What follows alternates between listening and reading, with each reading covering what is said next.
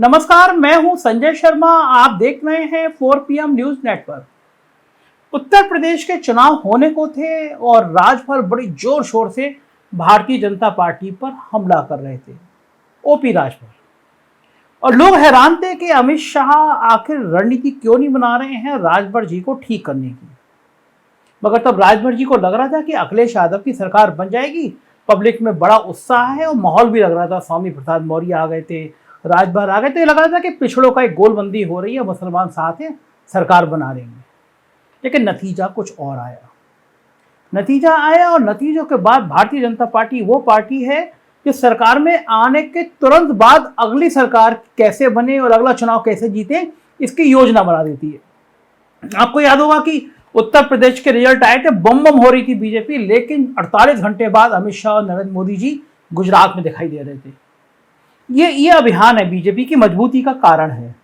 वो लोग 24 घंटे काम करने की रणनीति में बिजी रहते हैं और एक कार्यकर्ता है व्यस्त कैसे रहे। कार्यकर्ता सोच ना पाए कि हमारी सरकार बन गई तब भी हमारे कुछ काम नहीं हो पा रहे, तो उसको इतना काम देते रहते हैं, कभी यहाँ मीटिंग, कभी वहाँ मीटिंग, कभी ये कार्यक्रम। तो कार्यकर्ता हर समय व्यस्त रहता है बीजेपी का अपने पार्टी को मजबूत करने के लिए। अच्छी बात भी है, बूथ स्तर तक, पन्ना बूथ स्तर तक बीजेपी मेहनत करती रहती है।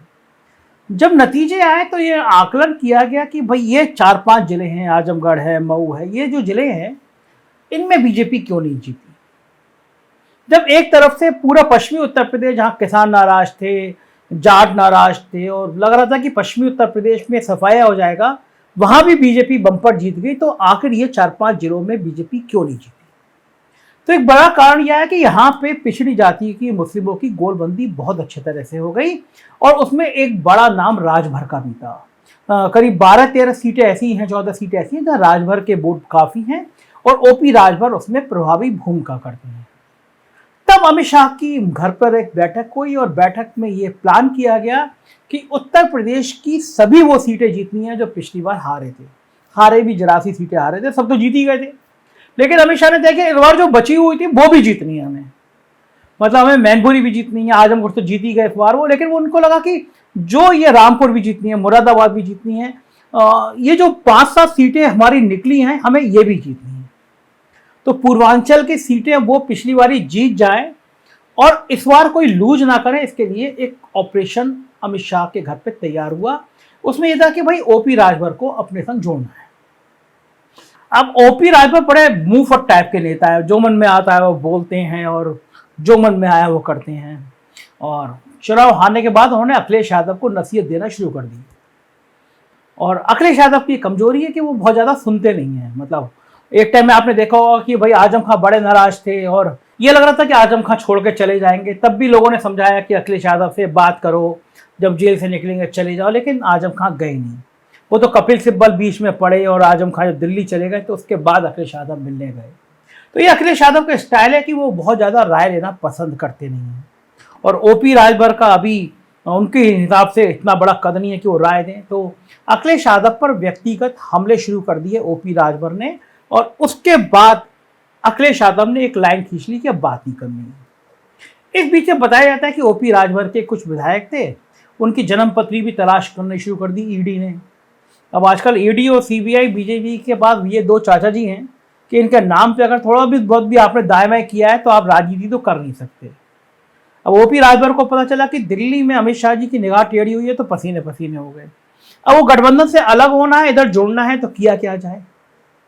तो फिर हुआ कि राष्ट्रपति का चुनाव एक अच्छा बहाना है, रिश्ते जोड़े गए। अमित शाह के यहाँ से न्योता आया, ओपी राजभर दिल्ली गए, अमित शाह से बैठ के बात हुई।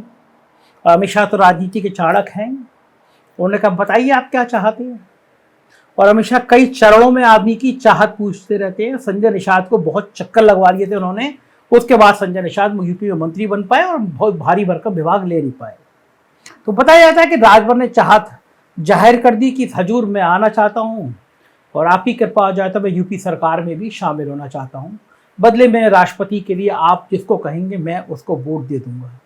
अब इस बैठक की कोई पुष्टि नहीं करेगा, ना अमित शाह करेंगे ना राजभर करेंगे, लेकिन मेरे सूत्र बता रहे हैं कि शायद एक डील हुई है वहाँ पर, जिसके तहत ये फिर फाइनल हुआ कि ओपी राजभर राष्ट्रपति पद के लिए द्रौपदी जी का समर्थन करेंगे और बाद में हो सकता है आपका कुछ महीनों बाद ओपी राजभर योगी जी के मंत्रिमंडल का एक हिस्सा बन जाए। पहले भी थे वो, पिछले योगी सरकार पार्ट 1 में वो मिनिस्टर थे और बहुत मुखर थे।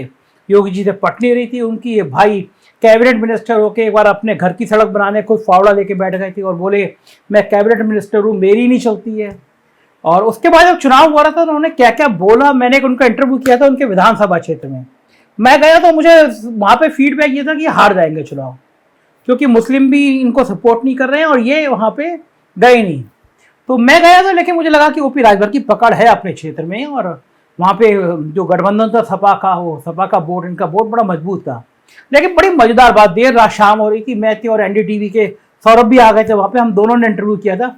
मैं कुछ सुनाता हूँ कि चुनाव के दौरान में ओपी राजभर ने मुझसे क्या क्या बातें की थी, सुनिए जरा। आज के 3 साल पहले कहा था कि हम योगी सरकार को सत्ता से बेदखल करूंगा और योगी जी को वहां पहुंचाऊंगा जहां भीख मांगने की ट्रेनिंग दी जाती है। बड़ा तीखा बयान है, कुछ ज़्यादा ही तीखा बयान है ये तो। हम जो कहता हूं सच कहता हूं, सीना ठोक के कहता हूं, और कभी मैं गलत न बोला हूं, न गलत करता हूं, न करने की किसी को सलाह देता हूं। ऊपर हेलीकॉप्टर से बुलडोजर दिखा रहे हैं, अगला नंबर आपका है। हमारे पास पोपलैंड है हम उसी पर उनका बुलडोजर लाद लेंगे आपकी ये जो चहलबाजी है योगी आदित्यनाथ का तापमान बढ़ा देती है, तभी वो मई जून में शिमला वाली बातें करते हैं। नहीं, वो उन्होंने जो तापमान बढ़ाया, हम लोगों ने प्रदेश के नौजवानों से कहा कि नौजवानों, यदि हमारे सूबे के मुख्यमंत्री, जबकि ये भाषा नहीं बोलनी चाहिए कि उन्होंने ये भाषा बोली, अरे नौजवानों तेरी गर्मी निकाल देंगे, तो ओम प्रकाश राजभर ने नौजवानों से कहा कि आए नौजवानों, सब लोग मिल करके अखिलेश यादव जी को सीएम बनाओ, हम भर्ती निकाल देंगे मंत्री चरित्रवान बचेगा या नहीं बचेगा? आप सबकी जन्म कुंडली खोल दीजिए। केकर चरित्र ठीक है? योगी बाबा का चरित्र ठीक है? कहा उनके चरित्र में कैसे बात है? जिस दिन शपथ ले उनके ऊपर आपराधिक मुकदमे थे, उन्होंने मुख्यमंत्री बनने के बाद मुकदमा वापस किया। हमारे deputy CM Keshav Maurya stool वाला मंत्री कहते हैं, हम स्टूल वाले डिप्टी सीएम हैं। इनके पूरे प्रदेश में पिछड़ों की उत्थान किया केशव मौर्य ने। इतना उत्थान किया कि पिछड़ों को स्टूल पर बैठा दिया और 69,000 शिक्षक भर्ती, 68,500 शिक्षक भर्ती में पिछड़ों का हिस्सा लूटा गया, दलितों का हिस्सा लूटा गया। जबान नहीं खुली, जबान खोलते तो काट लेते भजपैया सब। पिछड़ों के जितने नेता हैं दलितों के सब लोडर हैं, वहाँ किसी की कुबत नहीं कोई बोल दे। आपने बड़े शान के साथ मंत्रिमंडल में शपथ ली थी उनके साथ। तो शपथ ली थी तो डंडा लेके खड़ो भी थे कुछ सीटें गड़बड़ कम पै गई तो बीजेपी राजभर की पार्टी तोड़ लेगी। उसके औकात नहीं है, बीजेपी के पास वो औकात नहीं है जो राजभर के तोड़ दे। हम उनको तोड़ देंगे, दिखाया न, कहा था 2 महीना पहले चुनाव आचार संहिता के पहले 1.5 दर्जन मंत्री चापूगा बटुर के आएंगे, देखिएगा। जब चापे ये स्वामी प्रसाद मौर्य, धर्म सिंह सैनी, दारा चौहान, 1.5 दर्जन विधायक जब इधर आए तब से भाजपा पगलाई गए। अब घेराबंदी एकदम नाकेबंदी हो गई, तब ही चुप हो गए। हमले हो रहे हैं इन पे, सब आप सब सुरक्षा का ध्यान रखते हैं? अरे के ये हमला तो होता रही, ये खरोच फरोच न लगे तो कैसन नेता सुना आपने योगी जी के लिए क्या क्या कहा, और योगी जी के लिए इतने खराब शब्द कोई नहीं बोलता है। तो अब आप जिस व्यक्ति के लिए ऐसे बोले हैं, अब आप कुछ दिनों बाद उसके मंत्रिमंडल में शामिल होने की इच्छा जाहिर कर रहे हैं। सुबह प्रेस कॉन्फ्रेंस की उन्होंने कहा कि भाई मैं तो अभी तक तो सपा का गठबंधन का हिस्सा हूँ और वोट चूंकि मेरा मांगा नहीं, आदिवासी द्रौपदी जी, तो मैंने उनको वोट दे दिया, लेकिन मैं अभी भी सपा का गठबंधन हूँ जब तक सपा मुझे रखने चाहे, और अखिलेश यादव के नवरत्न मुझे मिलने नहीं देते। इस तरह के उन्होंने हमले किए, लेकिन खुद को गठबंधन का हिस्सा बताया। हालांकि ये औपचारिकता रह गई है। जब कल रार बढ़ गई और उनकी गाड़ी को लेकर विवाद खड़ा हो गया कि गाड़ी सपा ने दी है, उनके बेटे ने कहा कि हमें कोई गाड़ी नहीं दी है। जब व्यक्तिगत लड़ाइयाँ इतनी बढ़ जाती हैं तो फिर इसका मतलब ही होता है कि अब आप साथ नहीं हैं। तो राजभर अब शायद समाजवादी पार्टी का हिस्सा नहीं रहेंगे। उनको पीड़ा यह भी है कि अखिलेश यादव जयंत चौधरी को ज़्यादा भाव देते हैं, उनको कम देते हैं।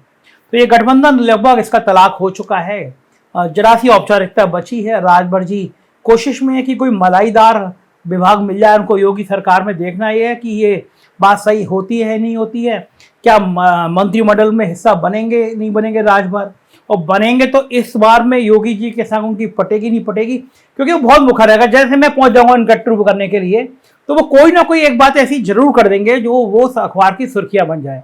मेरे दफ्तर में आए थे, मेरे दफ्तर में बैठ के मैंने उनका इंटरव्यू किया, तब भी उन्होंने एक विवादास्पद बयान राजनाथ सिंह जी को ले दिया कि राजनाथ सिंह जी और मैं एक जेल में गए थे एक कुख्यात अपराधी से मिलने के लिए। इस तरह के वो अपने बयान देते रहते हैं जो अखबारों की सुर्खियों में आता है। मीडिया प्रेमी आप जिस समय उनको फ़ोन करेंगे तुरंत इंटरव्यू के लिए तैयार होते हैं, तो मीडिया वालों के लिए भी बढ़िया खबर रहती है। तो हमें इंतजार रहेगा राजभर के अगले कदम का, क्योंकि राजभर के कदम उत्तर प्रदेश की राजनीति में बड़ी भूमिका अदा करेंगे। हम बताते रहेंगे आपको क्या है राजभर का प्लान। देखते रहिए 4 PM news network. Thank you.